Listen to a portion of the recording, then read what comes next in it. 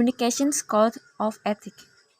In 1999, the National Communication Association officially adopted the Credo for Ethical Communications. Ultimately, the NCA Credo for Ethical Communication is a set of beliefs communication scholars have about the ethics of human communications. The first ethic code in communications is truthfulness and honesty. As a public speakers, one of the first ethical areas we should be concerned with is information honesty. While there are cases where speakers have blatantly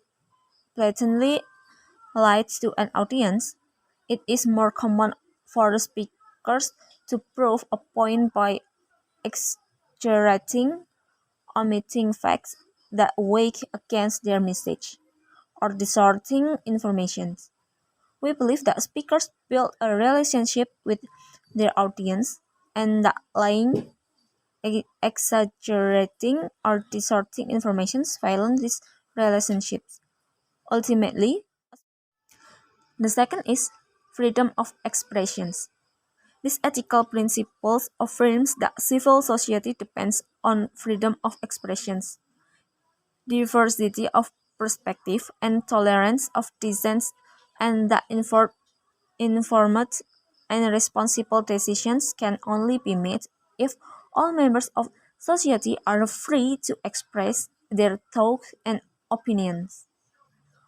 Further, it holds that diverse viewpoints, including those that disagree with accepted authority, are important for the functioning of a democratic society. The next one is understanding and respect other. This is another ethical characteristic that is specifically directed at receivers of a message. As listeners, we often let our perceptions of a speaker's nonverbal behavior, his or her appearance, posture, mannerism, eye contact, and so on, determining our opinions about a message before the speaker has said a word. We may also find ourselves judging a speaker based on information we have heard about him or her from other people. Perhaps you have heard from other students that a particular teacher is a really boring lecturer or is really entertaining in class. And the next is dignity in conduct. This ethical principle is very important for all speakers.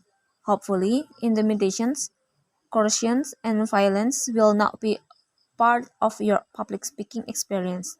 But some public speakers have been known that call for violence and incite mobs of people to commit atrocities, to distortions and experience of intolerance and hatred are of special concern when it comes to public speaking.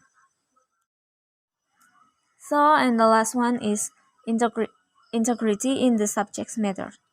This ethical principle involves balancing personal disclosure with discretions. It is perfectly normal for speakers to want to share their own personal opinions and feelings about a topic. However, it is also important to highlight information with a speech that represents your own thoughts and feelings. Your listeners have a right to know the difference between facts and personal opinions. So that's all of ethic code in communication. Thank you.